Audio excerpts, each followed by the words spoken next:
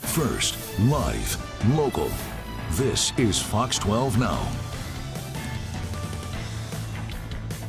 Hello, everyone. This is Fox 12 Now. Thanks for joining us. We are live streaming here out of the Fox 12 Oregon newsroom. We're here every weekday. We start at 1 o'clock. We go throughout the afternoon. If it's your first time watching, whatever platform you're on, just know you can download that Fox 12 Oregon app and watch us live or after the fact. We also live stream from 11 a.m. to noon. And earlier today, I spoke with Oregon Senator Jeff Merkley about a number of different things, including those things that you're seeing there on your screen, DHS funding, some of the concerns around that, ICE interactions, naturally, and even the interstate bridge here between Oregon and Washington over the Columbia River. So there's quite a bit that we do cover during this. We wanted to get his thoughts and opinions on some of these big issues. So that's what we're going to see right here. Let's go ahead and jump into it. Senator, I'll just start off actually wanted to get your reaction to some of the latest developments regarding ICE and Border Patrol in Minnesota. In particular, today, I know there was a meeting between Trump and the mayor, and as far as Trump saying the mayor's playing with fire, we saw Bovino removed. Do you have any response to where we're at right now with that situation going on there? Well, so far, the actions of the, ICE agents and Customs and Border Patrol agents, they're still acting like secret police. They have roving patrols that are violating sensitive places. They're assaulting people on the street. They're shooting citizens. Sometimes, in the two cases we're well familiar with, executing them. They are operating without personal identifiers and agency identifiers. They're wearing face masks. They're denying due process once people are detained. And they're defying every form of accountability. All of that has to end. And looking at the new funding bill there for the Department of Homeland Security, I know one of the things that you have concerns with, a number of things in there, but one of them, as you just mentioned, the wearing of face masks. Do you feel that federal agents should be banned from wearing those face masks in these situations? Oh, absolutely. And they need to have personal identifiers. We need to know if this agent is a federal marshal. Is it an ICE agent? Is it Customs and Border Protection? It is Federal Protective Services, and some kind of number or name, so that if they act in an outrageous fashion, there's accountability. And that very factor will pretty much deter them from acting in an outrageous manner. So it's very important for accountability in a democratic republic with our federal enforcement officers. When you hear some people saying that would put those officers at risk of being doxxed or having their names leaked during these situations when they're acting in this manner, do you have a response to that? Well, if they're acting in a fascist manner, beating up people on the street, I'm not too concerned about their names being leaked, but I am fine with the identifiers being numbers rather than names for the concern over doxing. For the Department of Homeland Security bill, I know, and some of the ongoing discussions regarding ICE, Kristi Noem's name has been brought up as for a potential impeachment. Do you have any response to that or any advocacy for that? Well, the House would have to decide over impeachment, and the Republican House leadership is not going to go there. But she should absolutely be fired or step down. I've called for her to resign. She's lied to the American public time and time again. And even what happened in Oregon a week ago Thursday, when two people were shot at the Seventh-day Adventist Hospital just blocks from my house, the very east edge of Portland, a blue-collar, high-immigrant community. Well, we couldn't get any information about the condition of the individuals. There's been no serious investigation of the actions of the officers, shooting the passenger in the chest, a woman shooting the driver as well. But immediately, within minutes, Kristi Noem's on national television saying that they were weaponizing their car, almost exactly the same word she used for Renee Good. And of course, when Mr. Alex Petty was shot, the videos show that he was simply filming. He never confronted officers with any sort of weapon or anything of that nature, and yet immediately Kristi Noem tells the nation that he was there, bent on assassinating federal officers.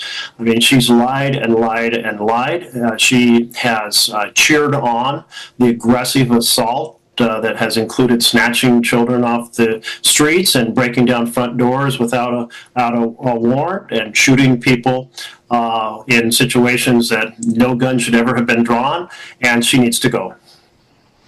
When we talk about a little closer to home, actually, there is a video circulating of an Uber driver picking up two passengers in Portland. This Uber driver was stopped by federal agents of some kind. The two passengers were removed and taken into custody by these immigration officials. Have you seen this video, and do you have any reply to that kind of a tactic being utilized in the city of Portland? I know no details about that specific incident, and I think it's important. When the federal government has no details, they shouldn't jump to conclusions. I have no details, so I won't jump to conclusions until I learn more. Fair enough. Moving on from there, talking about this Congressional Budget Office report regarding the National Guard spending for those deployments that have been going on. Can you tell us about, what you found out from that and what your response is to the answers that you've gotten back today, which I believe was around $590 million was what was in that estimate? That's right. The administration has not been willing to share how much money they're spending on various aspects of immigration enforcement. So as the lead Democrat on the Budget Committee, I'm trying to get answers. I started with the question of the federalization of our National Guard, and the report came back and said in 2025, $500 million was spent, or through the end of January, this higher number of about $590 million. And in 2026, the estimate is going to be $1.1 billion. Now, that's a lot of money, and people are wondering how come that money is being spent on federalizing National Guard when they're, as the judge said, and the district judge said in Oregon, the president's argument for federalizing them was, quote, untethered to the facts, but far more higher sums are being spent on what ICE and Customs and Border Protection are doing. And I'm going to try to keep pushing for accountability so citizens understand that element, as well as seeing the outrageous behavior of ICE, the secret police style behavior of ICE on the streets. One other thing, too, not associated with ICE, but something that's closer to home here, talking about the Interstate Bridge and some of the funding concerns that have gone on with that. Do you have any response or understanding of how that funding is going to work to continue pushing for this very important crossing of the Columbia River? I am so frustrated by the journey we've been on. We have spent $500 million and haven't put a single bag of cement into the construction of the bridge. And we just heard a few days ago, maybe it was a week ago, about the numbers having exploded and that there may have been some misunderstandings and misrepresentations of the costs. I'm trying to get a briefing on the details of that. It's so important to have complete integrity and transparency with the public. And of course, if those sums are legitimately accelerating, what is behind them? How can that be addressed? And what does that mean for the amount of funding we have to come up with at the federal level to make this happen? I mean, we are now almost 3 decades into this project, and not a damn thing's been built. And I'm extremely frustrated by that. Well, Senator, I want to thank you, for your time to be able to speak to us here. Is there anything else that you would like to add just about these big topics here of the day that you've been advocating? There's plenty more I could add. We just had a conversation with Marco Rubio, the first oversight hearing in 5 months over Venezuela. Congress is failing its constitutional responsibilities. It's not holding oversight hearings. It is failing to defend taxation power of Congress, the war and peace powers of Congress, the power of the purse. So on 4 significant areas of congressional responsibility, this rubber stamp Republican leadership in the House and Senate is not honoring their responsibility to operate Congress as the Constitution envisions. When it comes to, just one quick follow-up on that, when it comes to that side of things as far as Republican leadership, Democratic leadership, and for what you're advocating, is there any chance of making changes to that or any sign of the Republican side working with your side when it comes to those kinds of things that you're talking about? Well, I would hope so. And we did see now 3 months ago in the early November elections that that sent a message to many of my Republican colleagues that the train they're on, the Trump train, was headed for a cliff, and they might want to think about their all-out deflection or accommodation of everything Trump does. They might want to actually defend the Constitution. But those moments have been still preciously rare.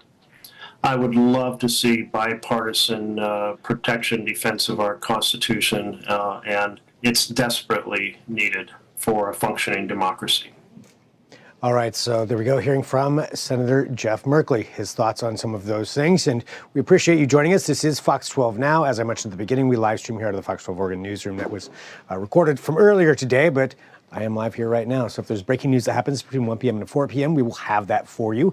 But we also get to have these longer forum discussions and segments that a little bit more than what we can do in some of our other forums. So thanks for being here. Download that Fox 12 Oregon app. And if you are on the app, you're going to see us continue on. We'll take a quick break, and we have plenty more coming up here during this hour. We're going to hear from a Cascades Red Cross volunteer who is actually down in Tennessee, helping out after the winter storms there. We've got our own Ezra Kaplan, who's going to be joining us for an investigative piece, and plenty more throughout the afternoon. So if you're watching on the app, you'll get all that. If you're watching on YouTube, you'll see this video end. Good time to download the app and join us over there. But we'll talk to you soon. I'm Greg Nibbler. This is Fox 12 Now.